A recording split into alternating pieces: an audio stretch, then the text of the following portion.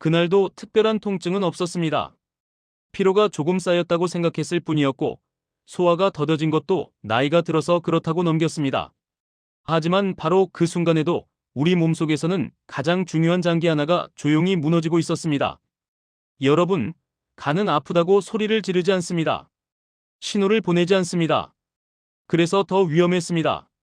오늘 제가 말씀드릴 이야기는 술 이야기가 아닙니다. 우리가 매일 건강하다고 믿고 먹고 있는 식단, 바로 그 식탁이 어떻게 간을 서서히 그리고 확실하게 파괴하고 있는지에 대한 이야기였습니다. 간은 단순한 장기가 아니었습니다. 우리 몸에 들어온 독소와 노폐물의 75% 이상을 처리하는 말 그대로 몸속의 정수기였습니다. 혈액을 걸러내고 약물과 화학물질을 해독하고 음식에서 나온 각종 노폐물을 분해하는 역할을 밤낮 없이 수행하고 있었습니다. 그런데 이 간이 한번 무너지기 시작하면 회복이 되기 전까지는 아무런 경고도 주지 않는다는 점이 가장 무서운 부분이었습니다. 많은 분들이 아직도 간 건강의 적을 술이라고만 생각하십니다. 물론 과도한 음주는 간에 치명적이었습니다. 하지만 최근 의학 연구와 임상 현장에서 더 자주 확인되는 원인은 술이 아니라 매일 반복되는 식단이었습니다. 특히 많은 분들이 건강을 위해 일부러 선택하는 음식 중 하나가 바로 잡곡밥이었습니다. 흰쌀밥보다 낫다는 이유로, 혈당을 덜 올린다는 이유로, 장에 좋다는 이유로 잡곡을 선택하셨습니다. 하지만 여기에는 거의 알려지지 않은 치명적인 함정이 숨어 있었습니다. 잡곡 자체가 문제가 아니라 보관이 잘못된 잡곡이 문제였습니다. 잡곡은 수분과 온도에 매우 민감한 식품이었고 이 환경이 조금만 어긋나도 곰팡이가 자라기 쉬웠습니다.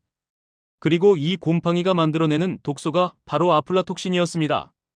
이 아플라톡신은 국제암연구소에서 지정한 1급 발암물질로 특히 간암과 직접적인 연관이 있는 독소였습니다. 더 무서운 사실은 이 독소가 200도 이상의 고온에서도 파괴되지 않는다는 점이었습니다. 밥을 아무리 뜨겁게 지어도 볶아도 끓여도 사라지지 않았습니다. 냄새가 나거나 눅눅해진 잡곡, 오래 보관된 잡곡을 아깝다는 이유로 계속 드신다면 그것은 건강식이 아니라 간을 공격하는 독이 될 수 있었습니다. 실제로 간암 환자 중 상당수가 장기간 곰팡이 독소에 노출된 식단을 유지해왔다는 보고도 반복적으로 나오고 있었습니다.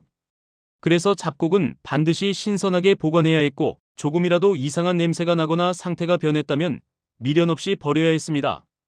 이 선택 하나가 간의 생사를 가를 수 있었습니다. 여기에 더해 간을 조용히 망가뜨리는 또 하나의 식단이 있었습니다. 바로 절임 음식과 가공육이었습니다.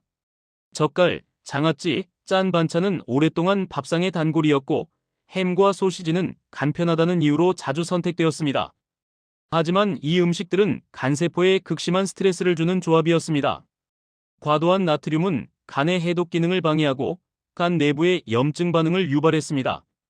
여기에 가공육에 들어있는 아질산 나트륨은 체내에서 발암물질로 전환될 가능성이 높았고 간은 이 독성 물질을 처리하느라 지속적인 부담을 받게 되었습니다. 이런 식단이 하루 이틀이 아니라 수년간 반복되면 간세포는 점점 지쳐가고 지방이 쌓이며 결국 지방간과 만성염증 상태로 이어지게 되었습니다. 그리고 이 상태가 오래 지속되면 간경화, 나아가 간암으로까지 이어질 수 있었습니다. 무서운 점은 이 모든 과정이 대부분 무증상으로 진행된다는 사실이었습니다. 통증도 특별한 신호도 없이 말입니다. 여러분, 간은 정말 억울한 장기였습니다. 가장 많은 일을 하면서도 가장 조용히 버텨왔기 때문입니다. 그래서 우리는 간이 보내는 미세한 신호를 놓치기 쉽고 식단의 위험성을 과소평가해 왔습니다. 하지만 분명한 사실이 하나 있었습니다. 간을 무너뜨리는 가장 빠른 방법은 술 한 잔이 아니라 매일 반복되는 잘못된 식사 습관이었습니다. 그렇다면 여기서 중요한 질문이 생깁니다. 이렇게 망가진 간을 다시 살릴 수 있는 방법은 없는 것일까요? 다행히도 간은 회복력이 매우 강한 장기였습니다. 조건만 맞는다면 그리고 식탁만 바꾼다면 다시 살아날 수 있었습니다. 지금부터 이어질 이야기에서는 간세포를 보호하고 독소를 씻어내며 손상된 간을 회복으로 이끄는 음식들에 대해 하나씩 살펴보겠습니다. 우리가 무엇을 피해야 하는지 알았다면 이제는 무엇을 선택해야 하는지 알아볼 차례였습니다. 앞서 우리는 간을 조용히 파괴하는 식단에 대해 이야기했습니다. 술이 아니라 매일 반복되는 식사 선택이 간을 어떻게 지치게 만들고 무너뜨리는지 살펴보았습니다. 하지만 여기서 절망할 필요는 없었습니다. 간은 우리 몸에서 가장 회복력이 뛰어난 장기 중 하나였기 때문입니다. 조건만 맞는다면, 그리고 올바른 음식이 공급된다면 간세포는 다시 스스로를 복구하고 기능을 회복할 수 있었습니다. 지금부터 말씀드릴 내용은 약이 아니라 우리가 식탁에서 바로 실천할 수 있는 방법들이었습니다. 간세포를 보호하고 독소로부터 코팅하듯 지켜주며 몸속에 쌓인 노폐물을 씻어내는 데 도움을 주는 음식들, 바로 간이 가장 좋아하는 슈퍼푸드들입니다. 가장 먼저 이야기해야 할 음식은 마늘과 양파였습니다. 마늘과 양파는 오래전부터 몸에 좋다고 알려져 있었지만 간 건강 측면에서 그 가치는 생각보다 훨씬 컸습니다. 마늘에 들어있는 알리신 성분은 강력한 항산화 작용을 하며 간세포를 손상시키는 활성산소를 억제하는 역할을 했습니다. 또한 알리신은 간 해독 효소의 활동을 도와 독성 물질을 빠르게 분해하도록 돕는 기능을 했습니다. 여기에 양파와 마늘에 공통으로 들어있는 셀레늄이라는 미량 원소는 중금속과 결합해 체외로 배출되도록 돕는 역할을 했습니다. 간은 해독을 담당하는 기관이기 때문에 중금속이 쌓일수록 부담이 커지는데, 이때 셀레늄은 간의 부담을 덜어주는 중요한 역할을 했습니다.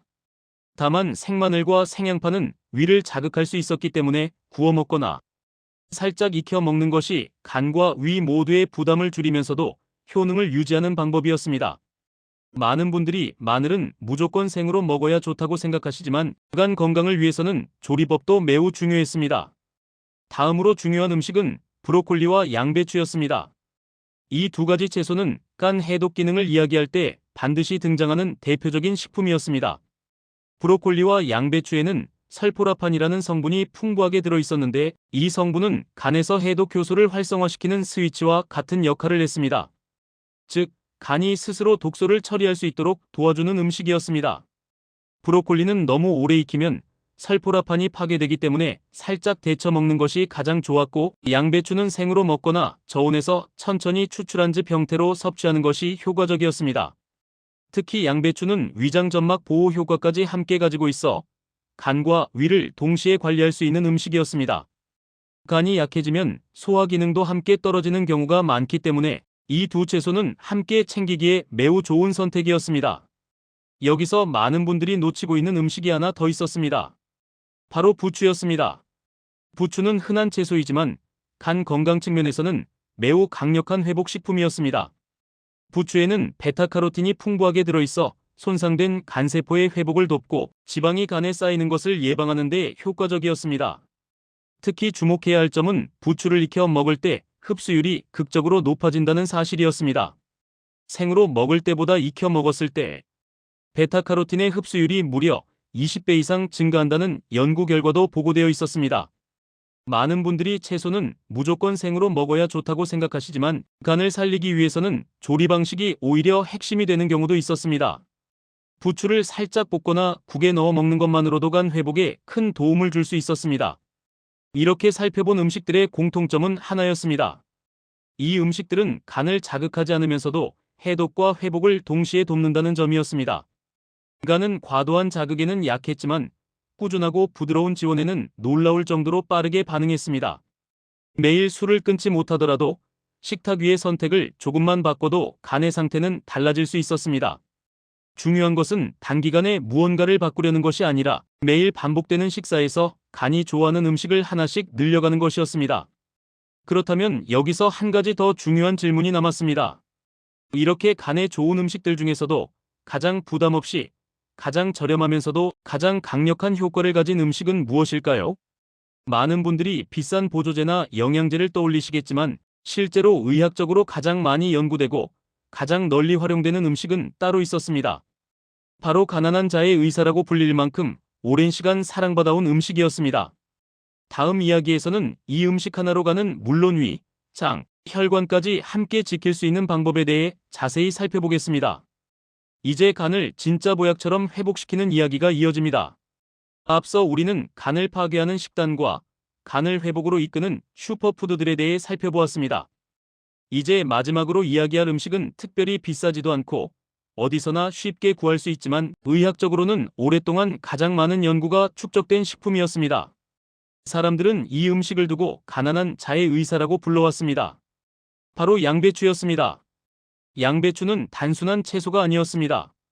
간이 지쳐 있을 때, 위가 상해 있을 때, 장이 막혀 있을 때, 그리고 혈관과 면역이 동시에 흔들릴 때까지 몸 전체를 부드럽게 회복으로 이끄는 식품이었습니다.